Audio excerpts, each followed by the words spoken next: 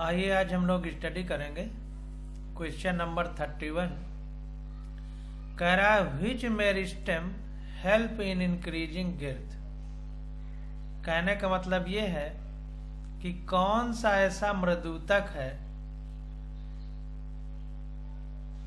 विभज्योतक है, मतलब जो विभाजित होकर के सेल बनाता है, उसको इंग्लिश में मेरिस्टेम बोलते हैं, जो कि मोटाई में पौधे की हेल्प करता है, मोटाई बढ़ाने में। गिर्थ का मतलब मोटाई। तो ये हमारा लेटरल मेरिस्टेम जो होता है, जिसके दो पार्ट हैं, वैस्कुलर कैम्बियम और कार्क कैम्बियम, तो वो हमारा मोटाई बढ़ाने में हेल्प करता है। तो ये देखिए 31 का ये विकल्प करेक्ट है। The meristem that help in increasing girth is lateral meristem. तो जो लेटरल मेरिस्टेम होता है वो मोटाई बढ़ाने में हेल्प करता है। The lateral meristem is responsible for lateral growth of the plant. तो जो लेटरल मेरिस्टेम है लेटरल ग्रोथ के लिए रिस्पॉन्सिबल है। That is growth in thickness, यानी मोटाई में वृद्धि। कैम्बियम एंड कार्क कैम्बियम, जिसको हम वैस्कुलर कैम्बियम कह रहे थे, तो कैम्बियम और कार्क कैम्बियम ये दो हैं जो मोटाई में या थिकनेस में वृद्धि करते हैं। इट डिवाइड्स ओनली पेरिक्लिनली और radially and is responsible for increasing in girth और डायमीटर। तो ये जो हमारे कैम्बियम और कार्क कैम्बियम है, ये पेरिक्लिनली डिवाइड करते हैं, यानी परिधि की ओर, पेरीफेरी में, या रेडियली। रेडियली का मतलब त्रिज्यीय, रेडियर जिधर बढ़ती है उधर को ये वृद्धि करते हैं, जिससे पौधे की गिर्थ यानी मोटाई या डायमीटर यानी व्यास में वृद्धि होती है। तो 31 का ये विकल्प हमारा करेक्ट है। अब 32 नंबर क्वेश्चन देखते हैं। कह रहा है tunica corpus theory is connected with. तो ट्यूनिका कार्पस थियोरी ये सूट एपेक्स से रिलेटेड थी। अब आज की एनसीईआरटी में नहीं दिया है, तो इस क्वेश्चन को आप छोड़ सकते हैं, क्योंकि इस चैप्टर में नहीं दिया, आगे दिया हो तो नहीं कह सकते। तो इस चैप्टर में ये क्वेश्चन नहीं है, तो इसको देखते हैं थोड़ा सा।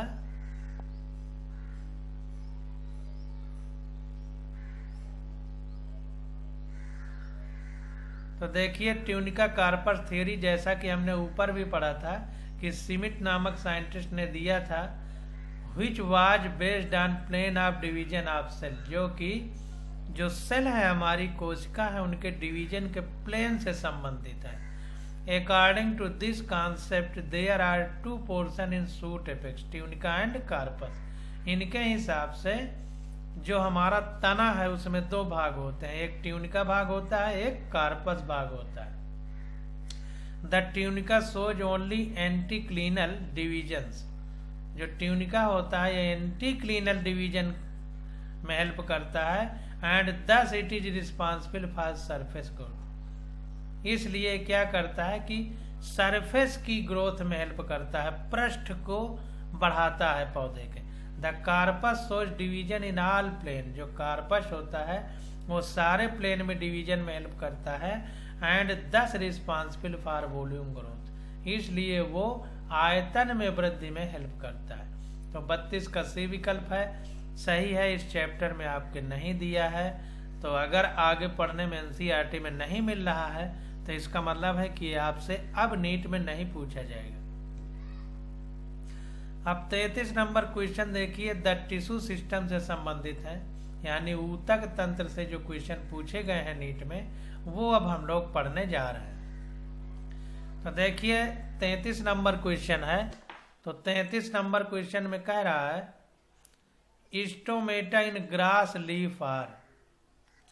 तो ग्रास लीफ के जो रंध्र हैं, स्टोमेटा है, पत्ती में जो पाए जाते हैं, वो कैसे होते हैं। तो हमने पढ़ा था कि जो द्विबीजपत्री यानी डाइकाटिलेडनस प्लांट हैं उनमें किडनी या बीन शेप होते थे, और जो मोनोकाटिलेडनस प्लांट थे वो डम्बल शेप स्टोमेटा पाए जाते थे। एनसीईआरटी में हमने पढ़ा है। तो 33 का ए विकल्प हमारा करेक्ट हो जाएगा, क्योंकि जो ग्रास यानी घास है हमारी वो मोनोकाटिलेडनस के अंतर्गत आती है। तो इसको देख लेते हैं। तो यहाँ पर देखिए, grass being a monocot, grass घास हमारी धान है, गेहूं है, ज्वार है, बाजरा है, गन्ना है, ये सब हमारे मोनोकाटिलेडनस यानी एक बीज पत्री के अंतर्गत आते हैं। तो इनके जो स्टोमेटा यानी रंध्र हैं वो डम्बल शेप गार्ड सेल होगी। उनमें guard cell are generally bean shaped are kidney shaped in dicot. द्विबीज पत्री में जो गार्ड सेल है, सुरक्षा कोशिका है, वो हमारी क्या होगी, बीन शेप या किडनी शेप होती है द्विबीज पत्री में। एक बीज पत्री में मोनोकाट में डम्बल शेप्ड गार्ड सेल होती है। ध्यान दीजिए, स्टोमेटा नहीं, गार्ड सेल डम्बल शेप होती है, और द्विबीज पत्री में गार्ड सेल किडनी शेप या बीन शेप होती है। तो 33 का ए विकल्प हमारा करेक्ट हो जाएगा। अब 34 नंबर क्वेश्चन देखते हैं। कह रहा है specialize epidermal cell surrounding the guard cell are called. कह रहा है स्पेशलाइज जो एपिडर्मल सेल्स है ये surrounding the guard cell are called. तो गार्ड सेल से जो घिरी रहती है एक स्पेशल टाइप की एपिडर्मल सेल है, यानी बाह्य त्वचीय कोशिका है, तो उसका नाम क्या है ये हमसे पूछा जा रहा है। तो इसको हमने पढ़ा था, उस कोशिका का नाम है सब्सिडियरी सेल। सब्सिडियरी सेल थी एक स्पेशल एपिडर्मल सेल जो कि guard cells surrounding the guard cell are called. Guard cell को घेरे रहती है, गार्ड सेल से घिरी नहीं रहती, गार्ड सेल को घेरे रहती है। Specialize epidermal cell surrounding the guard cell, guard cell यानी सुरक्षात्मक कोशिका को घेरे रहती है, वो क्या है, सब्सिडियरी सेल। एनसीईआरटी में बहुत अच्छे से फिगर भी देखा है और पढ़ भी चुके हैं।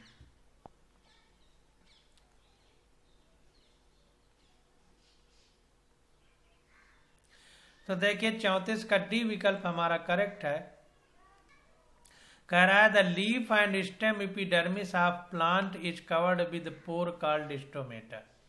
तो जो पत्ती की बाह्य त्वचा की कोशिकाएं हैं वो एपिडर्मिस की जो एपिडर्मिस है उसमें छिद्र पाए जाते हैं। उस छिद्रों का नाम होता है स्टोमेटा या हिंदी में रंध्र कहते हैं। Each stomata is surrounded by a pair of specialized epidermal cell known as guard cell। प्रत्येक रंध्र घिरा रहता है एक विशेष प्रकार की एपिडर्मल सेल से यानी बाह्य त्वचीय कोशिका से, जिसका नाम है गार्ड सेल, सुरक्षात्मक कोशिका। Which are in some case further surrounded by another category of cell, modified epidermal cell known as subsidiary cell, which provide support to the guard cell। तो कह रहा है गार्ड सेल पुनः एक विशेष प्रकार की कोशिका से घिरा रहता है जिसका नाम है सब्सिडियरी सेल, जो कि सपोर्ट और सुरक्षा देती है, जो सपोर्ट प्रोवाइड करती है गार्ड सेल को। तो ध्यान दीजिए कि जो स्टोमेटा है उसको गार्ड सेल घेरे रहती हैं और गार्ड सेल को सब्सिडियरी सेल को घेरे रहती है। तो 34 का डी विकल्प हमारा करेक्ट हो जाएगा। अब 35 नंबर क्वेश्चन देखते हैं। तो कह रहा है vascular bundles in monocotyledonous are considered closed विकास। तो जो बंडल्स वैस्कुलर बंडल होते हैं मोनोकार्टिलेडनस यानी एक बीज पत्री में, उनको हम क्लोज कहते हैं, बंद कहते हैं। क्यों? तो हमने एनसीईआरटी में पढ़ाया था, तो आपको बताया था कि जब कैम्बियम पाया जाएगा तो वैस्कुलर बंडल को ओपन कहेंगे, और जब कैम्बियम एब्सेंट होगा तो वैस्कुलर बंडल को क्लोज कहेंगे। तो चूंकि मोनोकार्टिलेडनस में कैम्बियम एब्सेंट होता है, इसलिए इन वैस्कुलर बंडल को हम क्लोज कहते हैं। तो कैम्बियम इज एब्सेंट, यही हमारा विकल्प करेक्ट हो जाएगा। तो 35 का डी विकल्प हमारा करेक्ट है। तो देखिए 35 का डी विकल्प हमारा करेक्ट है। अब 36 नंबर क्वेश्चन देखते हैं। कह रहा है which of the following statement is not true for stomatal aperture. Stomatal aperture के लिए यानी जो स्टोमेटा है उसके रंध्र के लिए, स्टोमेटल अपरेटस यानी पूरा स्टोमेटा के अंतर्गत रंध्र भी आ जाएगा, गार्ड सेल भी आ जाएगी, सब्सिडियरी सेल, सब समुच्चय। अपरेटस का मतलब समुच्चय, मतलब पूरे समूचे को क्या कहते हैं, के बारे में क्या सही नहीं है। तो स्टोमेटल अपरेटस के बारे में क्या सही नहीं है, ये हमसे पूछा जा रहा है। तो देखिए जो बी विकल्प है हमारा कि guard cell are always surrounded by subsidiary cell. Guard cell जो होती है रंध्र कोशिका, ये सदैव सब्सिडियरी कोशिका से घिरी रहती है, तो ये हमेशा सही नहीं होता, तो इसलिए ये करेक्ट नहीं है। जरूरी नहीं कि हर स्टोमेटा में गार्ड सब्सिडियरी सेल पाई जाए। तो 36 का बी विकल्प हमारा इनकरेक्ट हो जाएगा। इसको थोड़ा देख लेते हैं। तो देखिए यहाँ पे कह रहा है कि the epidermal surface of the leaf exhibit 1000 to 60,000 minute opening called stomata. तो जो हमारी पत्ती है, पत्ती की जो सतह है, उस सतह पर 1000 से 60,000 तक माइन्यूट ओपनिंग स्टोमेटा पाए जाते हैं। मिनट नहीं, माइन्यूट है, मतलब छोटे। तो छोटे छोटे रंध्र पाए जाते हैं, छोटे छोटे खुले स्थान पाए जाते हैं, जिनको स्टोमेटा कहते हैं। The stomata are bordered by 2 specialise epidermal cell. तो स्टोमेटा में 2 प्रकार की एक विशेष कोशिका पाई जाती हैं। पहला क्या है, the guard cell which in some cases are accompanied by subsidiary cells। तो ये कह रहे हैं कि एक तो पहला जो है वो गार्ड सेल है, जिसको हम हिंदी में सुरक्षात्मक कोशिका कहते हैं। कह रहा है which in some cases are accompanied by subsidiary cell। तो accompanied means होता है साथ में, accompanied नहीं, accompanied देखिए लिखा है, तो इसका मीनिंग होता है साथ में। तो कह रहा है कि बहुत जगह ऐसा होता है कि एपिडर्मल सेल में जो गार्ड सेल होती है, तो कह रहा है guard cells which in some cases are accompanied by subsidiary cell, यानी गार्ड सेल सब्सिडियरी सेल के साथ होती है। The walls of guard cell are unevenly thickened. तो जो वाल होती है गार्ड सेल की, वो कुल मिलाकर के मोटी होती है, अनइवेंटली मोटी होती है। Each guard cell are thick, प्रत्येक गार्ड सेल थिक यानी मोटी होती है। Inelastic inner wall and thin, जो अंदर वाली दीवार होती है वो इन इलास्टिक होती है, यानी लचीली नहीं होती और पतली होती है। इलास्टिक आउटर सेल, बाहर वाली सेल जो होती है वो लचीली होती है, यानी मुड़ सकती है। तो कह रहा है stomatal aperture is present in between the guard cell. जो स्टोमेटल एपर्चर होता है, यानी रंध्र छिद्र जो होता है स्टोमेटा का, वो बीच में होता है। Guard cell are not always surrounded by accessory cell are subsidiary cell. तो जो गार्ड सेल होती है हमारी, वो जरूरी नहीं है कि हमेशा सब्सिडियरी सेल से या एसेसरी सेल से सराउंडेड हो। तो देखिए पूरा पढ़ने के बाद केवल ये नीचे वाली लाइन ही हमें आगे पढ़ने की ज़रूरत है। तो जब आप रिवीजन करें तो केवल नीचे वाली लाइन को अंडरलाइन कर लीजिए, इतना ही पढ़ने की ज़रूरत है। बाकी सब बेकार की बात लिखी है, कोई इसका मतलब नहीं है, तो इसलिए हम लोग उसको नहीं पढ़ेंगे। तो देखते हैं 36 का बी विकल्प हमारा करेक्ट हो गया। Stomata are involve guard cell are always surrounded by subsidiary cell, ये गलत है। हमेशा जरूरी नहीं कि सब्सिडियरी सेल से गार्ड सेल सराउंडेड हो। देखिए एनसीईआरटी में ये चीज़ नहीं लिखी गई है, तो 36 वाले क्वेश्चन में इतना बारीक पूछा है, तो ये भी हो सकता है आपको नीट में ना पूछा जाए अगर आगे नहीं दिया गया है तो। अब आगे 37 नंबर क्वेश्चन आ जाता है। कह रहा है क्लोज्ड वैस्कुलर बंडल्स लैक। तो जो क्लोज वैस्कुलर बंडल होते हैं उनमें क्या नहीं पाया जाता, तो इसके ऊपर ही हमने क्वेश्चन पढ़ा है कि जो क्लोज वैस्कुलर बंडल होते हैं, बंद प्रकार के वैस्कुलर बंडल होते हैं, उनमें कैम्बियम एब्सेंट होती है। कैम्बियम पौधे की मोटाई की वृद्धि के लिए जरूरी है, गिर्थ के लिए, थिकनेस के लिए जरूरी है। तो कैम्बियम अगर एब्सेंट होगा तो हम बोलेंगे वैस्कुलर बंडल हमारा क्लोज है। तो 37 का सी विकल्प हमारा करेक्ट हो जाएगा। तो यहाँ पर देखिए 37 का सी विकल्प हमारा करेक्ट है। Vascular bundle consist of complex tissue, जटिल प्रकार का ऊतक है vascular bundle. The phloem and xylem, phloem xylem इसमें होते हैं। इन डाई काट between xylem and phloem cambium is present, जितने भी द्विबीजपत्री हैं उनमें जाइलम और फ्लोएम के बीच में कैम्बियम प्रेजेंट होती है। Which helps in secondary growth, जो कि द्वितीयक वृद्धि के लिए जरूरी है। This type of vascular bundle is called open, इस प्रकार के वैस्कुलर बंडल को हम क्या कहते हैं? Open. While in monocot cambium, लेकिन मोनोकाट कैम्बियम यानी एक बीजपत्री की बात करें तो कैम्बियम इज एब्सेंट, उसमें कैम्बियम एब्सेंट होता है। So these are called closed vascular bundle, इसलिए इनको क्लोज टाइप के वैस्कुलर बंडल कहते हैं।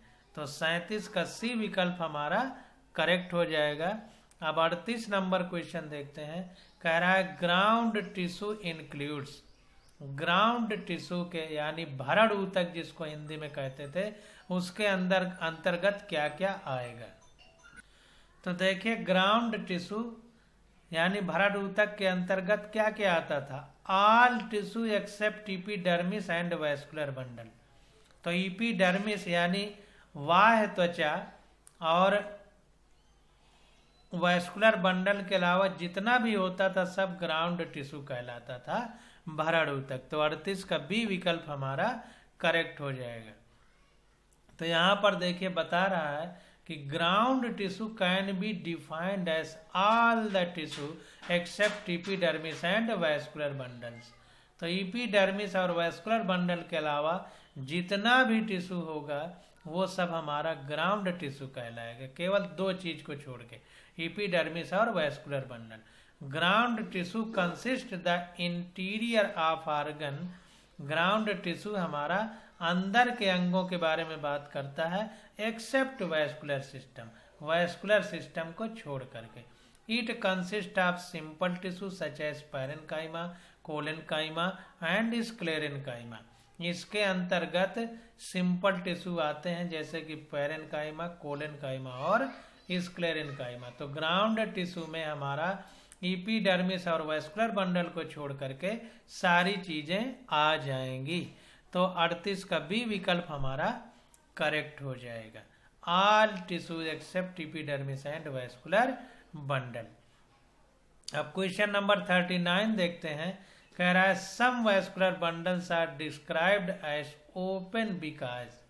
तो कुछ वैस्कुलर बंडल को हम खुला कहते हैं, क्यों कहते हैं पीछे हम पढ़ चुके हैं। Are capable of producing secondary xylem and phloem, इसलिए इनको ओपन कहते हैं क्योंकि इनसे सेकेंडरी जाइलम और फ्लोएम बन सकते हैं। और सेकेंडरी ग्रोथ के लिए कौन रिस्पॉन्सिबल है? कैम्बियम। तो कुल मिला के कहने की बात यह है कि कैम्बियम जहाँ प्रेजेंट होगा उसको हम ओपन टाइप कहेंगे। तो इसको देखते हैं।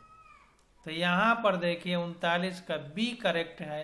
कह रहा है इन डाइकाट स्टेम यानी द्विबीजपत्री तने में cambium is present between xylem and phloem. तो जाइलम और फ्लोएम के बीच में कैम्बियम पाया जाता है। Such vascular bundles are called open, इस तरह के वैस्कुलर बंडल को हम ओपन कहेंगे। Cambium constitute meristematic cell, cambium में विभज्योतक पाए जाते हैं, विभाजित होने वाली कोशिकाएं पाई जाती हैं जिनको मेरिस्टेमेटिक सेल बोलते हैं। Which produce secondary xylem and secondary phloem. तो जैसे बात है वो विभाजित होकर के सेकेंडरी जाइलम और सेकेंडरी फ्लोएम यानी द्वितीयक जाइलम और द्वितीयक फ्लोएम बनाएंगे। तो 39 का बी विकल्प हमारा करेक्ट हो जाएगा। 39 का बी विकल्प, are capable of producing secondary xylem and phloem, इसलिए इनको ओपन टाइप कहा जाता है वैस्कुलर बंडल। अब 40 नंबर क्वेश्चन आ जाता है। देखिए हमने आपको बताया था कि फिगर को बहुत महत्व देना है। जो चित्र बने हैं, चित्र ही चरित्र के बारे में बताता है। तो पहले चित्र देखना जरूरी है। इसलिए चित्र से संबंधित चाहे एक ही क्वेश्चन नीट में पूछा जाएगा, आपसे जरूर पूछा जाएगा। तो देखिए फिगर बनाया गया है और फिगर बना करके हमको ये सब यहाँ पर 4 विकल्प दिए गए हैं। तो 4 विकल्प में हमसे ये बताना है कि जो ABCD लिखा गया है तो किसका क्या नाम है। तो यहाँ पर देखिए C हमारा इंस्ट्रोमेटल पोर है, D हमारा गार्ड सेल है और B हमारा एपिडर्मल सेल होगा और A हमारा इसी तरह बाहरी कोशिका होगी। तो एक एक करके हम इसको देखते हैं। तो D विकल्प सही है। जो A है हमारी, ये एपिडर्मल सेल है। तो जो A लगा हुआ है ये एपिडर्मल सेल है। B हम देखते हैं सब्सिडियरी सेल होगा। B देखिए सब्सिडियरी सेल है स्टोमेटा में। और C हमारा ये पोर है। तो देखिए यहाँ पर C में क्या लिखा है, स्टोमेटल एपर्चर। एपर्चर का मतलब क्षेत्र। और देखिए यहाँ पर D हमारा ये गार्ड सेल है। तो D में देखिए गार्ड सेल लिखा होगा। तो ये देखिए गार्ड सेल लिखा है। तो D विकल्प हमारा करेक्ट है। इसको फिगर से हम फिर देख लेते हैं। देखिए C हमारा स्टोमेटल एपर्चर है, D हमारा गार्ड सेल है, B हमारा सब्सिडियरी सेल है, A हमारा एपिडर्मल सेल है। सबसे बाहरी बाह्य त्वचा होती है तो एपिडर्मल सेल है, उसके अंदर सब्सिडियरी सेल है, उसके अंदर गार्ड सेल है, सबसे अंदर स्टोमेटल एपर्चर है। तो इस प्रकार से D विकल्प हमारा करेक्ट हो जाएगा। ये D विकल्प। तो ये 40 का D विकल्प हमारा करेक्ट है। ये B, C और D दिए गए हैं जो विकल्प नीचे। तो पूछ रहा है कौन सा करेक्ट है। कह रहा है given below is the diagram of stomatal aperture apparatus in which of the following are the four part labeled as A, B, C and D are correctly identified। तो सही रूप में कौन सा आइडेंटिफाई है, तो D विकल्प हमारा करेक्ट है। अब 41 नंबर क्वेश्चन आ जाता है। कह रहा है in barley stem vascular bundles are. Barley का मतलब ज्वार बाजरा या जौ टाइप का पेड़ है। तो इन्हीं ज्वार बाजरा या जौ में बार्ले एक का नाम है। मतलब मोनोकाटिलेडनस सिस्टम है। मोनोकाटिलेडनस एक बीज पत्री है। तो कह रहा है इसमें वैस्कुलर बंडल किस टाइप के होंगे। तो जाहिर सी बात है बार्ले हमारा मोनोकाटिलेडनस है तो इसमें क्लोज टाइप के वैस्कुलर बंडल होंगे और स्कैटर्ड होंगे, छितरे हुए। तो इसको देखते हैं 41 नंबर के क्वेश्चन को।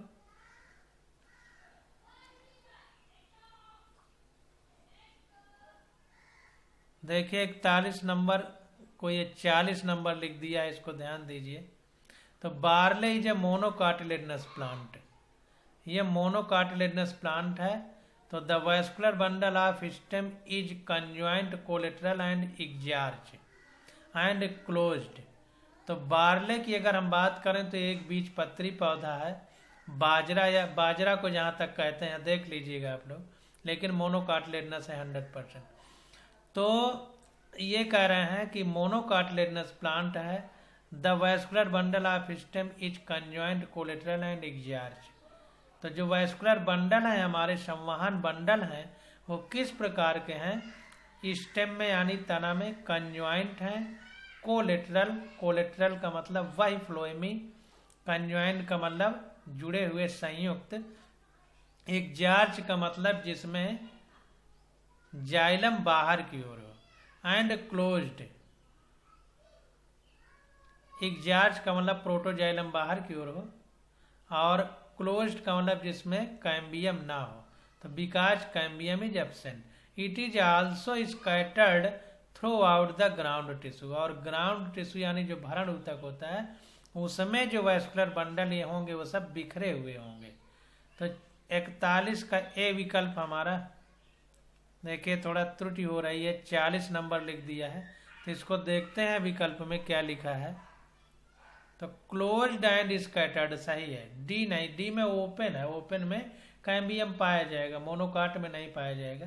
तो ये हमने ध्यान नहीं दिया था, तो क्लोज्ड एंड स्कैटर्ड होगा। तो 41 का ये विकल्प हमारा करेक्ट होगा। अब 42 नंबर क्वेश्चन देखते हैं। कह रहा है बाई कोलेटरल वेस्कुलर बंडल यानी उभय फ्लोएमी, दोनों तरफ फ्लोएम पाया जाएगा। बंडल इज कैरेक्टराइज्ड बाई, तो बाई कोलेटरल वेस्कुलर बंडल का लक्षण क्या है हमसे पूछा जा रहा है। तो देखिए 42 का डी विकल्प करेक्ट होगा, xylem being sandwich between phloem. तो फ्लोएम के बीच में दबा रहता है। सैंडविच का मतलब आपने सैंडविच खाया होगा, पिज्जा देखा होगा, तो ऊपर ब्रेड होती है, नीचे ब्रेड होती है, बीच में मसाला भरा रहता है। तो इसी तरह ऊपर जाइलम होगा, फ्लोएम होगा, नीचे फ्लोएम होगा, बीच में जाइलम फंसा रहेगा। तो वही कह रहा है xylem being sandwich between phloem, यानी फ्लोएम के बीच में दबा रहता है, चारों ओर से घिरा रहता है जाइलम। तो बाई का मतलब दो, यानी दोनों तरफ फ्लोएम पाया जाएगा। तो उभय फ्लोएमी इसको हिंदी में बोलते हैं। उभय का मतलब दोनों तरफ, बहि फ्लोएमी को कोलेटरल बोलते हैं। तो 42 का डी विकल्प हमारा करेक्ट हो जाएगा। तो यहां पर देखिए कह रहा है a bicollateral vascular bundle is characterized by xylem being sandwich between phloem, here there are 2 cambium rings, example Cucurbita. इसमें क्या होगा कि जब जाइलम बीच में पाया जाएगा, फ्लोएम दोनों ओर होगा, तो 2 कैम्बियम रिंग बनेगी। और इसका उदाहरण क्या है, कुकुरबिटा फैमिली। कुकुरबिटा के अंतर्गत कद्दू आता है, आपका कद्दू, कोकुम्बर जिसको बोलते हैं। तो 42 का डी विकल्प हमारा करेक्ट हो जाएगा। अब 43 नंबर क्वेश्चन देखते हैं। तो 43 नंबर क्वेश्चन एनाटॉमी से संबंधित है, आंतरिक संरचना से संबंधित है, डाइकाट और मोनोकार्टिलेजनस प्लांट की। तो देखते हैं क्या पूछा जा रहा है। तो देखिए 43 नंबर क्वेश्चन में कह रहा है कि the transverse section of A plant shows being anatomical features. तो सबसे पहले ट्रांसवर्स सेक्शन क्या है इसको समझिए। तो देखिए 2 सेक्शन हम पढ़ते रहते हैं, एक ट्रांसवर्स सेक्शन, एक लॉन्गिट्यूडनल सेक्शन। तो समझिए कि जैसे गन्ना है, तो गन्ना को अगर काट दिया जाए तो ये ट्रांसवर्स सेक्शन होगा, जो ऊपर चपटा भाग गोल गोल निकलेगा, तो ये ट्रांसवर्स सेक्शन है। लेकिन अगर गन्ने को फाड़ दिया जाए तो 2 भाग बन जाएंगे, तो ये लॉन्गिट्यूडनल सेक्शन है। तो लॉन्गी का मतलब लंबाई, तो लंबाई में अगर फाड़ दिया जाए तो लॉन्गिट्यूडनल सेक्शन निकलेगा, और अगर सीधा काट दिया जाए तो ट्रांसवर्स सेक्शन होगा। तो ट्रांसवर्स सेक्शन यानी पेड़ को हमने जैसे आरी से काटा जाता है उस तरह काट दिया है, और उसके ऊपर जो गोल गोल उसका सतह निकला है वो ट्रांसवर्स सेक्शन है। इसको कायदे से समझ लीजिए। तो पूछ रहा है कि the transverse section of A plant shows following anatomical feature. तो कह रहा है कि 4 विकल्प दिए गए हैं। तो जो ट्रांसवर्स सेक्शन है हमारा प्लांट का, वो कौन से लक्षण या फीचर, मतलब कौन से गुण प्रकट होंगे, उसमें हमको बताना है। तो देखिए कह रहा है कि large number of scattered vascular bundle surrounded by bundle sheath. तो कह रहा है कि बहुत सारे बिखरे हुए वेस्कुलर बंडल हमको मिलेंगे जो कि बंडल शीथ से घिरे होंगे, बंडल शीथ से घिरे होंगे, हमको समझना है। तो बंडल शीथ यानी बंडल अक्षांश से घिरे हुए बहुत सारे बिखरे वेस्कुलर बंडल हमको उसमें देखने को मिलेंगे। तो ये कह रहा है the transverse section of A monocot plant होना चाहिए। मोनोकाट में स्कैटर्ड रहते हैं। ध्यान दीजिए, कुछ इसमें थोड़ी सी त्रुटि है। तो देखिए यहां पर 43 का ए विकल्प हमारा करेक्ट है। अब 44 नंबर क्वेश्चन देखते हैं। देखिए हाँ, नीचे जो है ये तो मोनोकार्टिलेजनस सिस्टम, ये नीचे 43 नंबर क्वेश्चन में ये 4 विकल्प दिए गए हैं। तो इनमें जो है हमको चुनना है कि identify the category of plant and it's part. तो मोनोकार्टिलेजनस सिस्टम हमने वही आपको बताया कि कुछ त्रुटि है, तो त्रुटि नहीं है। ये देखिए वो 4 चीजें लिखी गई हैं, फिर नीचे विकल्प दिया है, 4 विकल्प दिया है और पूछा है कि ये पौधा कैसा है।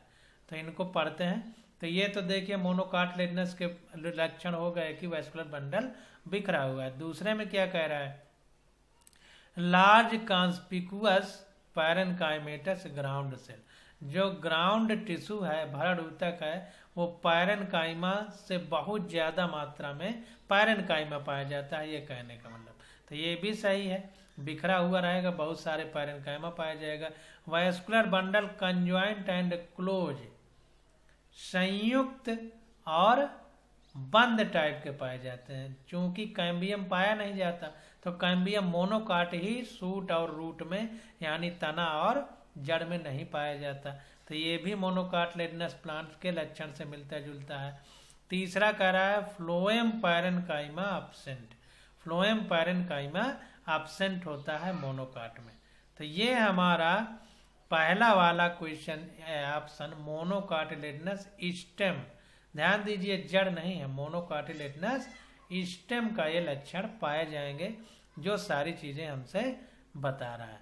तो 43 का ए विकल्प हमारा करेक्ट हो जाएगा। मोनोकार्टिलेजनस स्टेम में हमारे फ्लोएम पैरेनकाइमा एब्सेंट होता है, वैस्कुलर बंजन कंजॉइंट और क्लोज्ड होंगे vascular bundle, large conspicuous parenchyma ground cell पाया जाएगा, और स्कैटर्ड वैस्कुलर बंडल बहुत ज्यादा मात्रा में पाए जाएंगे, जो कि बंडल शीथ यानी बंडल आच्छाद से घिरे रहेंगे।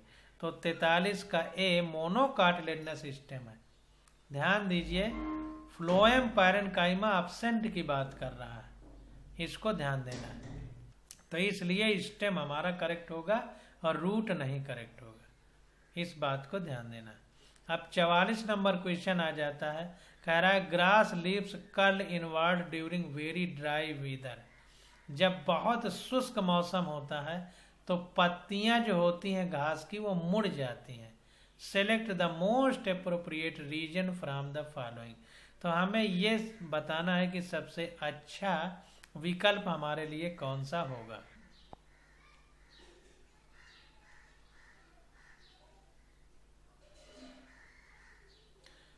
तो देखिए 44 का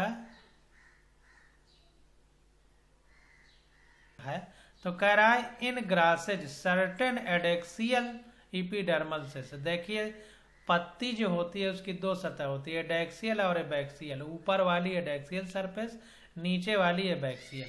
तो कह रहा है in grasses certain adaxial epidermal cells along the veins modified themself into large empty colourless cell, यानी ऊपर वाली है तो घास की जो ऊपर वाली सतह है पत्ती की वो मॉडिफाइड हो जाती है, ज्यादा एडवांस हो जाती है into large empty colourless cell. अपने को मॉडिफाई करके क्या कर लेती है कि बड़ी हो जाती है, खाली हो जाती है और अपना रंग बदल लेती है, कलरलेस हो जाती है। These are called bulliform cell. तो वो सेल जो इपिडर्मल सेल में पाई जाती है, तो जो अपने को इम्पटी कर लेती है, बड़ा कर लेती है और कलरलेस होती है, तो इस मॉडिफाइड सेल का नाम क्या है, bulliform cell. When the bully form cell in the leaves are absorbed water and are turgid, तो क्या होता है कि जब ये बुल्ली फॉर्म सेल पानी को सोख लेती है तो ये टाइट हो जाती है, जैसे हवा भर दिया जाए ट्यूब में तो वो टाइट हो जाता है। तो इसी प्रकार पानी जब बुल्ली फॉर्म सेल में भर जाता है तो टाइट हो जाती है। कह रहा है the leaf surface is exposed, और ये जो पत्ती का सतह होता है उसको एक्सपोज करे रहती है यानी घेरे रहती है। When they are flaccid, जब ये फ्लैसिड हो जाती है यानी टाइट होने की बजाय ढीली हो जाती है, ड्यू टू वाटर स्ट्रेस, पानी की कमी के कारण, they make the leaves curl inward to minimise water loss.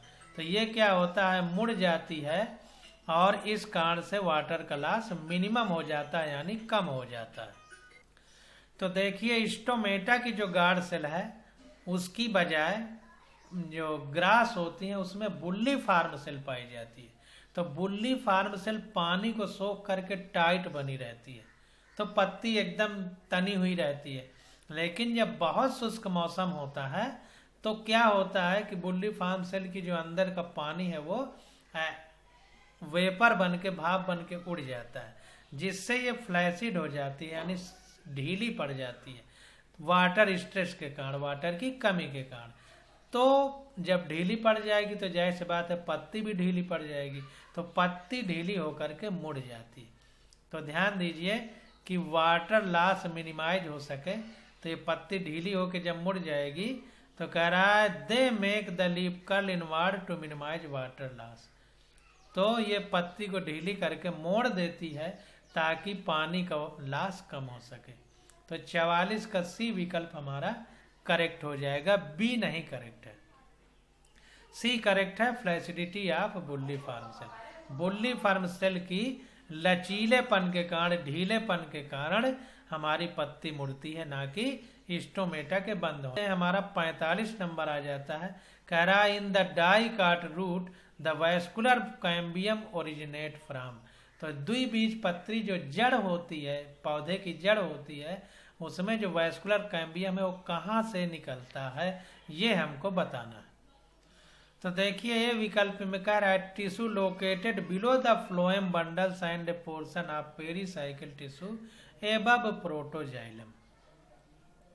तो एक टिश्यू जो फ्लोएम के नीचे लोकेटेड होगा और ये पेरीसाइकिल टिश्यू का एक भाग होगा, एबव द प्रोटोजाइलम होगा।